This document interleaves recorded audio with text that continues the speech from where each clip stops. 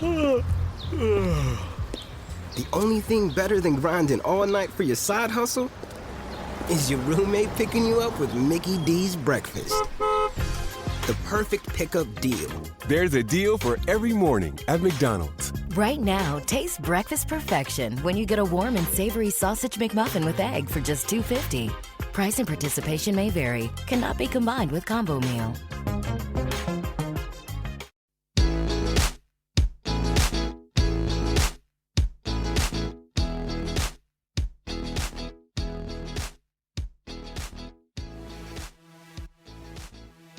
Hello! Welcome back to Season 2 of What's Up Doc, the documentary review podcast. I am your host, Gemma Delaney, and as always, I am going to talk you through the documentaries that everyone is talking about.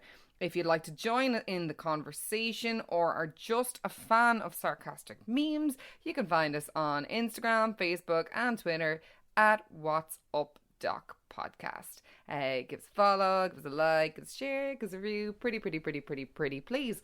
Guys, back much earlier than anticipated. If you give us a follow on any of the social media feeds, you'll know that I hadn't anticipated coming back till May, but such is life. So obviously I am a full-time college student and I work as well, and I'm a mum. So I had kind of taken a hiatus after season 1, which obviously the crescendo of that there was over Christmas, and we finished up with the Daddy's Horror one. If you haven't listened to it, give it a listen. It's compelling stuff. And yeah, hadn't anticipated coming back until May, but now we're on lockdown with the whole COVID-19 outbreak, obviously. And obviously we're an Irish podcast based, recorded, everything in Ireland. So we're on complete lockdown. We're on self-isolation. So while I am still working, because I work in a nursing home and obviously nursing homes don't close down, I'm out of college completely. So I said, hey, why not? Might as well bring the podcast back a little bit early, and that's exactly what I'm doing. And hopefully as well, if you guys are at a loose end, it'll give you guys something to do and something to listen to as well. So for the first episode of season 2, I was kind of racking my brains with what we should cover, and then it kind of hit me. It just came out like a bolt of lightning. So obviously there on the 9th of March, we had the long-awaited premiere of My Truth, The Rape of Two Coreys. Like, what better documentary to start season 2 with, in my humble little opinion. So that's exactly what we're going to do. I'm going to talk you through it. As always, we're based in Ireland. It's not that easy to find online. I've got a link. So if you want to find me on any of my social media accounts, I can send you on the link if you would like to give this documentary a watch. What's it all about? Right, okay. We'll try and get you through it in 30 minutes or less. So this is directed by Brian Herzlinger. And obviously we've got Corey Feldman, him of 1980s, 1990s, like mega superstardom. He's at the helm of this. Himself and Corey Haim. Look, if you're not of that generation, this may not, they may not mean a lot to you, but you would have certainly, I would assume, seen the, in the newspapers, online, that this documentary was coming down the line. They've been talking about it for 3 years, so honest to Jesus, if you weren't, I don't know what the hell you were at. But that's what it is. It's this long-awaited documentary that we were kind of told was going to blow the lid off this big Hollywood pedophile ring. It was going to name names. It wasn't going to hold back. And to be honest with you, it's been kind of marred with bad press, and like the what's the word I'm looking for? The premiere, Jesus, Gemma, words. The premiere on the 9th of March, it was marred with technical difficulties. And then there's the whole thing as well of Corey Feldman. He's a bit batshit crazy, isn't he? Like, I mean that with utmost respect, Mr. Feldman, if you're listening, but just from the point of view, batshit crazy in that way that child stars are. So I'm not blaming him. Like, he's never had a normal life. Yeah, he's that kind of eccentric, kind of Michael Jackson-esque kind of person that you would expect. And you've seen him online and you've seen him in the media, so you kind of know what he's about. So I was going into this going, I really don't know what to expect. Is this going to be a load of codswallop? Is it going to be a really poorly produced, just fucking made for telly, Lifetime TV piece of shite, basically? It's produced very well, actually. It starts off weirdly, though, with Brian Herzlinger, the director, front and centre, kind of addressing the camera. Found that a little bit weird. But anyway, maybe it's just to give a bit of context, because this documentary does need context, definitely. So if you're not familiar with the story, and I'm going to treat you like you're not familiar with the story and paint the picture, bring you through it step by step by step. Back in the 80s, Corey Feldman and Corey Haim were mega superstars. I mean to say, they were in everything. They were like teen, not even teen, before they were teens even, like 10, 11, they were heartthrobs. They were on every young one's wall, their posters. They were in, you know, so many quintessential late 80s films together. And they were in one of my favourite films from that period, The Lost Boys. Oh my God, I had that on VHS, and I swear to Jesus, I played it until it broke. Like, it just didn't work anymore. It's still one of my favourite childhood films. Kind of terrifying, really, when I think back. And I don't know what the hell my parents were at. Let me watch that. It's pretty fucking dark, actually. But anyway, it's one of my favourite films ever. And Kiefer Sutherland as well. Great cast. But they were known as the two Coreys, and they were often put together. I'm trying to think of someone from this generation for context. There's probably not really. But like, they had that buddy thing, like kind of like, you know, The Sweet Life of Zack and Cody. That kind of, you know, you would rarely see one cast without the other. They were best friends by all accounts, but nearly like surrogate brothers, surrogate siblings of each other. They kind of adopted each other, and they were their family, or each other's family, in this like mad world where there were these, you know, kid stars and then teen stars, and grew up in the spotlight of the media. So, I mean, these guys were really, really tight. The first half hour of this documentary, I think it's lovely, actually. It really just paints that portrait and shows the world that they grew up in, and shows who Corey Haim was, really, because Corey Feldman obviously is still with us. He can tell us who he is. We can see who he is. But Corey Haim kind of, you know, tragically, his life was cut short. Coming up on 10 years ago now, I think it was 2000, yeah, but about 9 years ago, coming up on 10 years ago, when he was 38.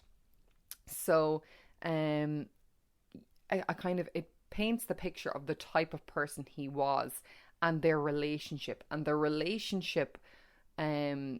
Anyway, as far as this film or this documentary shows it, is that Haim was very much the little lost boy, no pun intended, and Feldman was his dad, nearly, you know, even though they were the same age.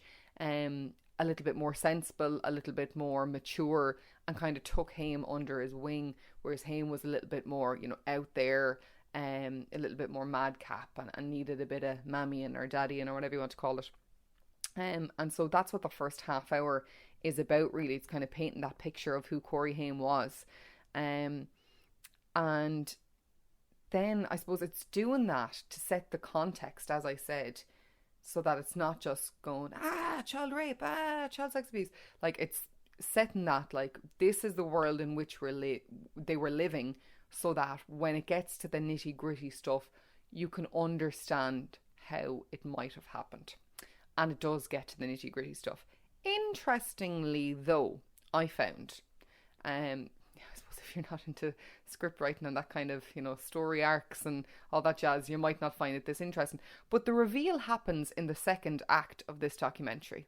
And if you know a basic storyline, or you know a basic 8-point story arc, you'll know that that's not normally the case. The big reveal is normally left for, you know, the end, Act 3, and it's not. It's revealed in Act 2 here, and then kind of backs up the claims by other people corroborating those claims.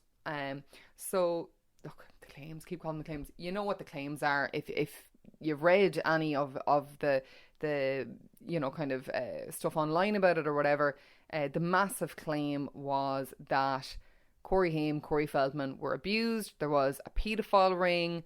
They weren't just abused, they were raped. They were anally raped as kids, as teenagers, as young adults.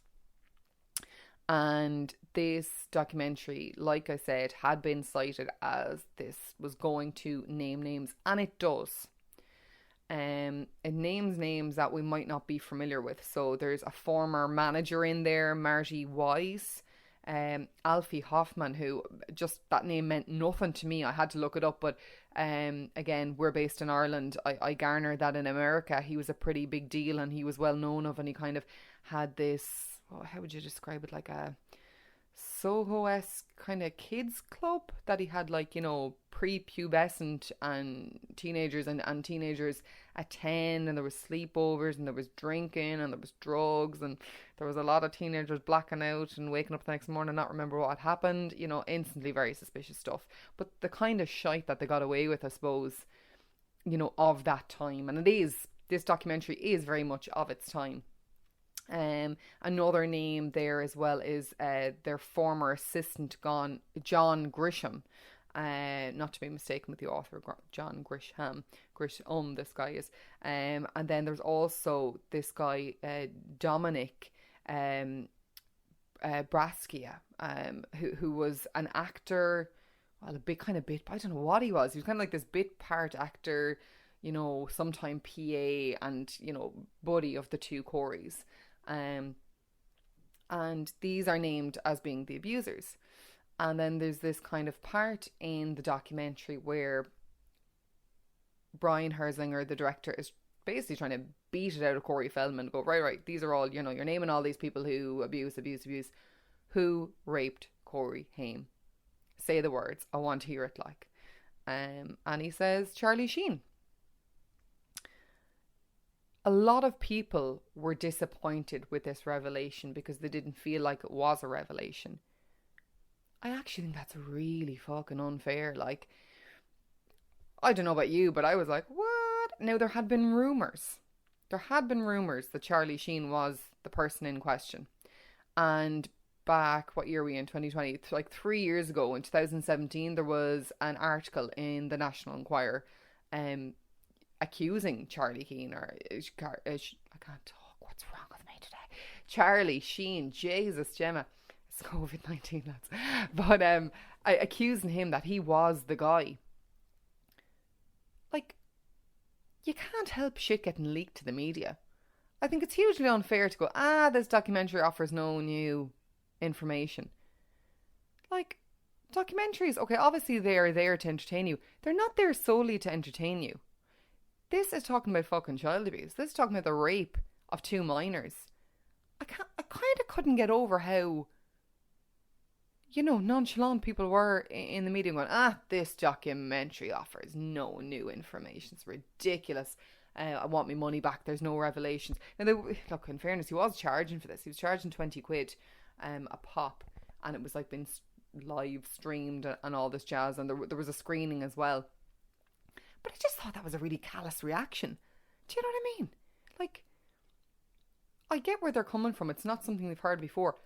But he's fucking confirming it now. What do you want? He's saying it. And he's never said it before. He's saying the words that Charlie Sheen, you know, star actor, star of 1,000,001 different things. That's him. That's the guy who did it. And when his name is mentioned, as I said, he then has other people corroborating that claim as well. And I suppose, you know, if I put myself in Corey Feldman's shoes for a moment, I would, you know, everything that I just said at the head of the documentary, he's considered to be a bit of a character, which in Ireland means batshit crazy. He's considered to be, you know, out there. He's good, you know, maybe not considered to be the most reliable source.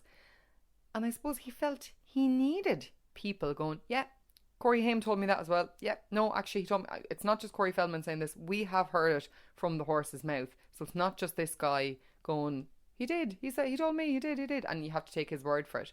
First of all, that's really sad. It's really sad that we live in that kind of world where that, you know, somebody comes forward with an accusation of child abuse or child rape and, you know, that we're so, I don't know, blasé about it. But he does have people corroborating that story. He has his ex-wife, Susie Sprague. I'm probably pronouncing that arseways. He also has a Jamison Newlander. So, again, I wouldn't have known this guy's name, but he was, with the two Coreys, he was the third friend in The Lost Boys. He was my childhood crush. But, you know, he tells that story as well. And, you know, what they're all kind of saying is, really sadly, but maybe not surprisingly, is that this was really common knowledge. Like, this is not new information. And I know it's not necessarily new information. There's been rumours of this before. Like I said, there was the National Enquirer article from 2017. But what they're saying is they heard it from him and they heard it from so many other people. And it wasn't said in hushed tones. It wasn't said in dark corners. This was freely spoke about and common knowledge within Hollywood. And nothing was done about it. Just think it's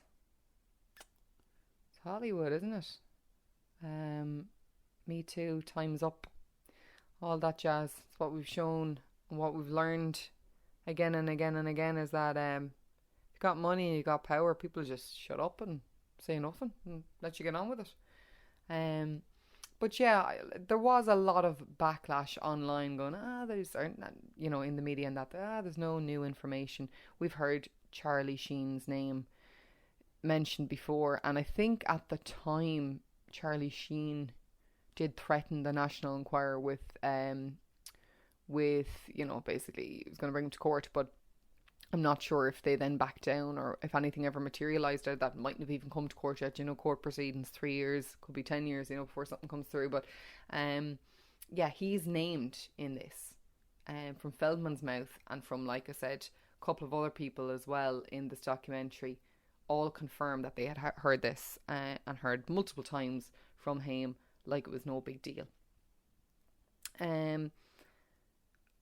Yeah, so like, here's the thing, I suppose, about this documentary. And again, it's probably because Corey Feldman is a bit left of centre and, like I said before, a bit of a character and all that. Is anything going to be done about this? Just think about that for a minute. You know, think about like when all the Harvey Weinstein shit came out. Everyone was up in arms. They were, you know, tweeting. Everyone was sharing their own stories. And it became this movement. And here is, well, he's no longer with us, obviously. He's died since, but a guy who was a child at the time, who was raped by a guy who's still alive. And I just don't see the same backlash online. And I don't know why that is, to be honest with you now. It's disappointing. And the doubt is disappointing. And it maybe makes you wonder if, you know, all our shouting and our roaring and our, you know, for equality, but yet when an adult man comes forward and says, I was raped as a child by a very powerful man, someone who's still very powerful, it's just not the same backlash. I don't know. Or is it a sex thing? Like, is it a gender thing? Or is it the amount of time that's gone by? Or is it the fact that, to my knowledge anyway, it's only Corey Haim that's claiming he was raped by this guy? I don't know. But yeah, a little bit disappointed by the backlash online. Because at the end of the day, this is maybe what some other rape victims are watching and seeing online. And like I said, there's always that fear that they're maybe going, this is exactly why I shouldn't come forward. Like, look at the reception this is getting. So that's the big reveal in Act 2. And then, interestingly, Act 3 kind of goes somewhere that I hadn't anticipated the documentary going. And it's kind of this call to arms, really, by Corey Feldman. And don't get me wrong, like, I don't think he's necessarily painting himself as some social activist. I think the director actually has, really, you know, just with the editing and the choice of film and the choice of, you know, shots used, and that there's a lot of Corey like lobbying with different groups to get different laws passed to protect kids in the state of California and all this kind of stuff. And like, again, because I'm in Ireland, or maybe it's not really heard of in America either, I hadn't heard about this. I hadn't really done or seen, I should say, the work that he has done trying to change the laws, the statute of limitations, all that kind of stuff, so that people can come forward. So it kind of, yeah, takes on this thing of him lobbying and being this kind of political activist, and how, like, you know, we've had Time's Up, we've had Me Too, it's time for kids too. So, and, you know, I'm basically just raining down on the lack of provisions put in place, I suppose, for want of a better word, for kids working in that line of work. How, you know, unprecedented it is that, like, kids are being left alone with fucking adults, unsupervised, and they're meant to have chaperones, they're meant to have this, and apparently they don't. I don't know, like, I haven't really any experience, but apparently they don't, and apparently, you know, adults have access to these kids. And what they're saying as well is the volume of paedophiles working within the industry. So I suppose for me, that maybe was the only little thing where I was like, this wasn't exactly as it was advertised. And this is if I'm really, really picking holes in it now. You know, it doesn't necessarily reveal some big paedophile ring within Hollywood. That's not to say there isn't one, I might add, but there's no real clear evidence that they're all connected and that they're not just lone predators working, you know, alone.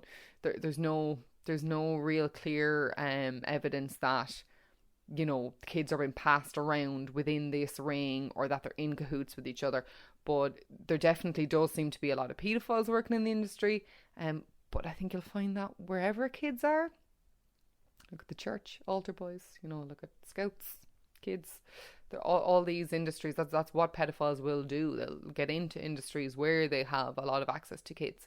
But yeah, there's not, I suppose that for me would be kind of like, that was a little bit untrue in the selling or the marketing of this, because that doesn't ever become apparent. Again, not saying that's not the case. But what it does do, I suppose, is shed a light on the volume of pedophiles still working in the industry to this day. A couple, interestingly, hired by Charlie Sheen as well. I like the way that I just slipped that into the documentary. There's another little dig at Charlie. And yeah, so that's what the third act is about. Oh, and as well, they've got this guy whose name evades me at the moment. But I suppose just to show that this isn't an archaic thing, they show a guy who has brought a case against his manager for abuse and rape in the last year or two. And again, it's probably as well shown that A, it's not archaic, that it's still happening, but B, maybe to make it a little bit more relatable to people outside of my generation who maybe, it's terrible, but maybe don't have the same emotional connection with the Coreys, and therefore, just to pull them into the documentary as well, go, look, this is your favourite child star and this has happened to him too. So that's quite interesting. And they give him quite a bit of time, and fair play to him, because this is meant to be the rape of two Coreys. It is meant to be Corey Feldman and Corey Haim's story. Really, it's meant to be Corey Haim's story told by Corey Feldman. But they do let this guy in, and he takes up actually a fair chunk of the third act of this documentary. And yeah, I thought that was really, to be commended, and a good way of making it relatable to the new, the next generation as well, by it being someone that maybe they idolize or somebody that they grew up with. But yeah, it's a good old documentary. If I had to pick holes in it, I would say that at times it just seems a little bit ungenuine, and I'm weary of using that word, but I don't mean from the story itself. I, like, coming away from this documentary, absolutely believe that Corey Haim was raped by Charlie Sheen. Like I said, I have the link. If you want the link, I'll send it on to you. You can watch it yourself. You can make your own judgments. But came away from the documentary absolutely believing that. There was just this thing, and again, this is if I'm really like being, picky now, picking holes in it. This thing at the start, the way Corey Feldman, or maybe you don't, but he just, like, his hair is, normal man's hairdo, and then he's got this really, really, really long piece, almost like a dreadlock at the front, and the director kind of goes, hey, what's that about? And he's like, oh yeah, before Corey Haim died, like, he said that, this was really me, and it really suited me, and, then when he died, I just decided to hang on to it, and, I won't get rid of this till my fight for him is done. And then there's just this fucking scene at the end, and you can feel it coming, and you're just like, oh Jesus, don't, because it's just, I don't know, like, maybe it's just the Irish in me. I'm like, fucking hell. It's just a little bit, where he goes, Corey Feldman, being he, goes to Corey Haim's grave, and he writes a letter, and you don't see what the letter says, but he wraps the letter around a stick, and then you can feel it coming. And I swear to God, every part of my body just, like, inverted. I was like, oh no, please don't. And yeah, he cuts off the bit of hair and sticks it into the note with the stick, and you're just kind of like, why? It just came across as being really big, as being staged for the documentary. I'm not saying it wasn't genuine, but, just, again, I know this is me being really Irish now, we're not good with emotion, we're not good with, just, it seemed a little ingenuine, or contrived, or a little bit staged, just a little bit false. It just made me go inside. Internally, it just went, kind of repulsed me a little bit. But again, that could be a cultural thing, or, like I said, a social thing, because I am Irish, and that's not how we do. We don't operate like that. That would be my only bugbear. Jeez, I'm really picking holes, aren't I? That would be my only bugbear in this documentary. I really felt it didn't need that. It just, yeah, and at the end I was like, for beck's sake, and it was a good old documentary up until that point. But yeah, for whoever's doing that lads, you should have left it out. It just seemed really sickly sweet now, to be honest with you. But having said that, would I recommend watching My Truth, the rape of two Coreys? Absolutely.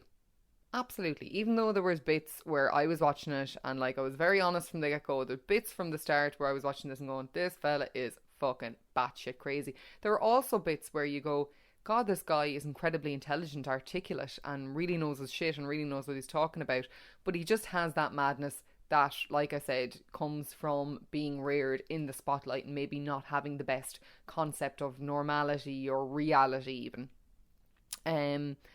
It definitely shows what's going on, or was going on. I'm hoping past tense, in Hollywood.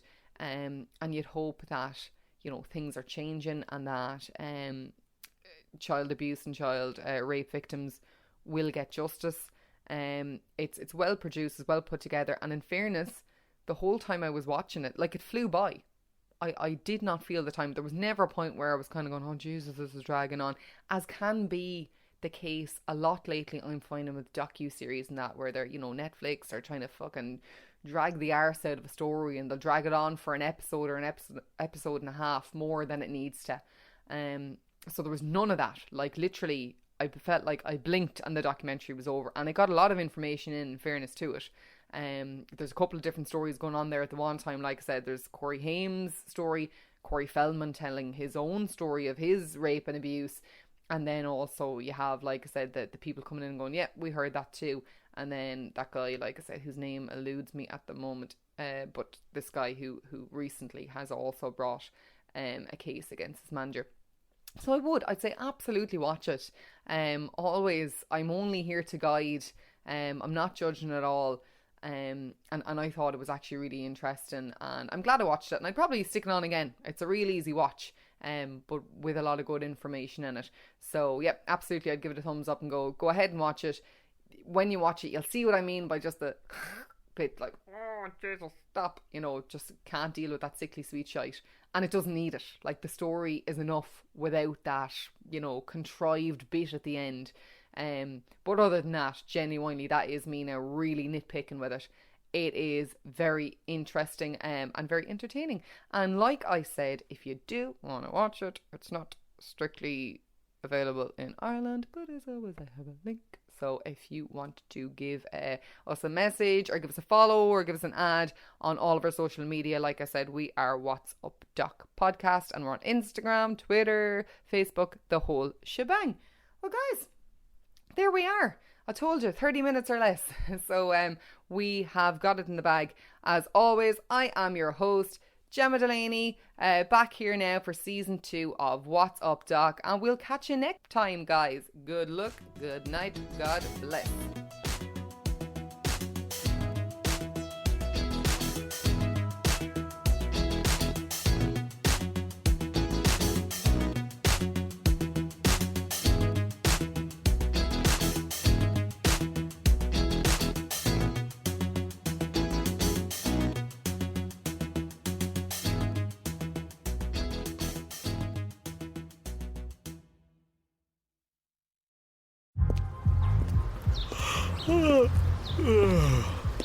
The only thing better than grinding all night for your side hustle is your roommate picking you up with Mickey D's breakfast. The perfect pickup deal. There's a deal for every morning at McDonald's. Right now, taste breakfast perfection when you get a warm and savory sausage McMuffin with egg for just $2.50. Price and participation may vary. Cannot be combined with combo meal. If dog people made dog food, it wouldn't be sold in a 50-pound bag in the hardware aisle by the shoe polish. It would actually be food. It would be made with real, fresh meat and veggies gently cooked to preserve their nutritional value. You know, like food. The Farmer's Dog was created by dog people who cook and deliver fresh, healthy food. Try the Farmer's Dog and get fresh, pre-portioned meals tailored to your dog's needs. Tell us about your dog, build your plan, and get 50% off at thefarmersdog.com/listen. That's thefarmersdog.com/listen.